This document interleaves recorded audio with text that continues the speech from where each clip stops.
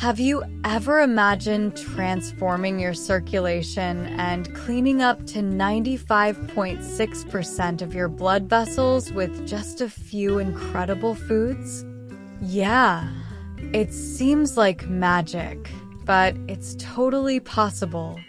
Did you know that there are 3 silent enemies that can harm these small tubes that carry blood through our body? Let's find out together what they are and how we can keep them clean and healthy. The first enemy is inflammation. Imagine inflammation as a bug that eats away at the walls of our arteries. It can leave them weak and even pierce them, which is not good for our bodies. The second enemy is clots. They are like pebbles that block the flow of blood within the arteries.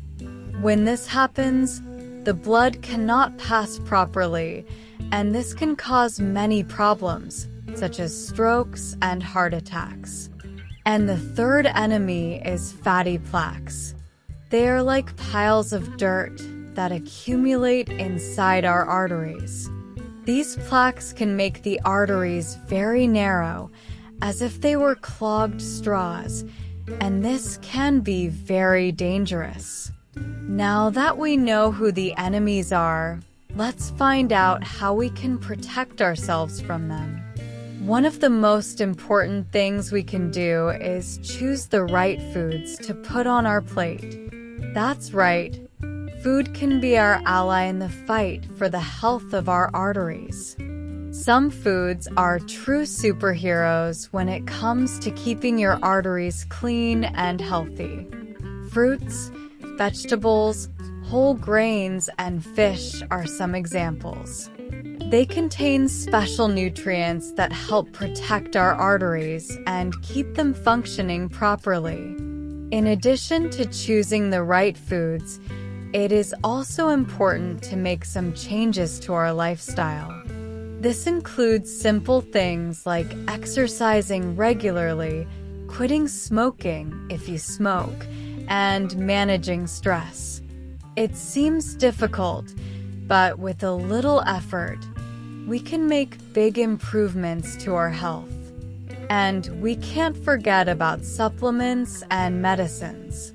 There are some that are very promising when it comes to protecting our arteries.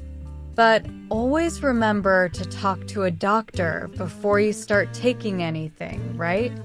Let's talk now about the endothelium, which is like the Teflon in our pan. Have you ever seen a brand new pan? One of those shiny ones?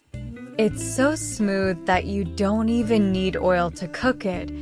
You can even throw an egg in there and it won't stick. In our body, it's more or less the same thing. When our arteries are young, you can eat sweets, bacon, Big Mac, all that nonsense, and nothing will stick to them. The endothelium is working super well. Now, what can harm this wonderful endothelium? Inflammation, especially low-grade chronic inflammation. You know when we say that a person has a tummy? So, abdominal obesity is an example of this, and it can make our endothelium really irritated. Furthermore, a sedentary lifestyle is also a villain for our endothelium, as is a lack of sleep. People who don't sleep well are giving their arteries extra work. And we can't forget about cigarettes, right? Cigarettes are not only bad for your lungs, they also release toxic substances that harm our arteries. This greatly increases the risk of aneurysms and atherosclerosis, which is when our arteries become hard and clogged. So, folks, let's take care of our endothelium to keep our arteries healthy and problem-free. Let's continue talking about the things that can harm our beloved endothelium, the Teflon of our arteries. In addition to what we have already mentioned, there are a few more things that can make you angry. Chronic stress, for example, is a great villain. Imagine the endothelium as a highway and chronic stress as a bunch of cars honking all the time. It's not difficult to imagine that this could leave our endothelium cracked, right? Furthermore, diabetes and high blood pressure are also common causes of endothelial problems. High blood pressure is like a jackhammer making cracks in the asphalt, only in our arteries. And a diet rich in ultra-processed foods doesn't help anything either, you know? Even autoimmune diseases and chronic infections can harm our endothelium. And look how curious it is. Even dental problems, the kind we leave alone, can increase inflammation in our arteries. Yeah, guys, you can't neglect the health of any corner of your body. And there's more. There are some markers that can indicate whether our arteries are inflamed. One of them is ultrasensitive C-reactive protein, which is a very reliable marker. Another, less reliable, is homocysteine. If the levels of these markers are elevated, it may be a sign that we have inflammation in our arteries. Now, if our endothelium is damaged by any of these causes, bad cholesterol, the famous LDL, will begin to be deposited in our arteries, forming those fatty plaques that we have already mentioned. That's why there are people who have high cholesterol, but no plaques. Their Teflon is working properly, and it will repel cholesterol. So, guys, the first thing we should do is prevent our endothelium from getting sick. Now about the worst foods for our circulation, and the first on the list is ultra-processed food. You know those foods you buy ready-made at the supermarket? So, they are full of problems. They are addictive, have a lot of sugar, bad fats, a lot of salt, and little fiber. Furthermore, they are designed to make you eat more than you would like, which is not good for our health. Excess sugar, too many calories, and a lack of fiber cause our pancreas to release more insulin than it should. This causes what we eat to be transformed into fat, which ends up being deposited inside our organs, such as the liver.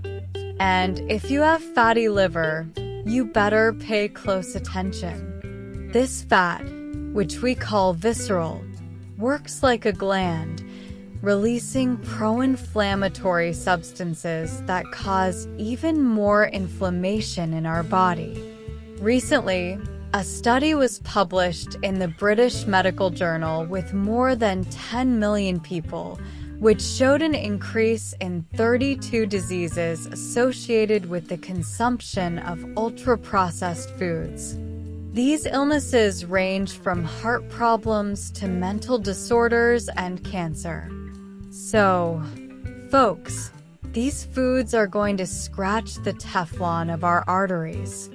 And when Teflon is scratched, what happens? That's right, the fat plates start to stick. And when these plaques rupture, they can cause a stroke if they affect an artery that supplies blood to the brain, or a heart attack if they affect an artery that supplies the heart. My first recommendation is avoid ultra-processed foods and try to greatly reduce sugar in your diet. It can be difficult at first, I know. I myself thought I would never be able to drink coffee without sugar. But over time, after about 10 to 20 days, you will get used to it and realize how good it is for your health. I've been eliminating sugar from my coffee for over 10 years, and I can guarantee that it's totally worth it. Another important thing is to reduce bad fats from your diet, especially if you already have plaque in your arteries. To recap everything we discussed about the health of our arteries. 1. Worst foods for circulation: avoid ultra-processed foods and trans fats, as they increase bad cholesterol and inflammation in the body. 2.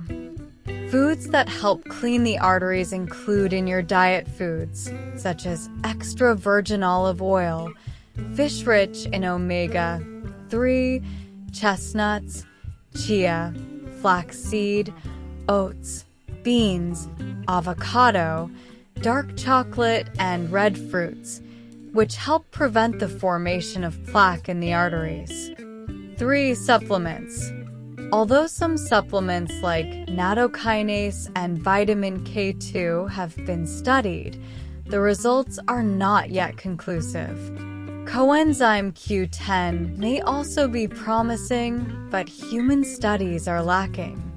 4. Medication. If you already have plaque in your arteries, it is essential to follow the prescribed medical treatment, which may include statins, ezetimibe, and PCSK9 inhibitors, to stabilize the plaques and reduce the risk of serious cardiovascular events.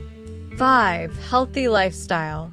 In addition to medication, adopt a healthy lifestyle with a balanced diet, regular physical activity, control of blood pressure, glucose and stress, adequate sleep, and avoid smoking. No magic, but by treating your arteries correctly and taking good care of them, you can live a long and healthy life, even if you have had cardiovascular problems in the past.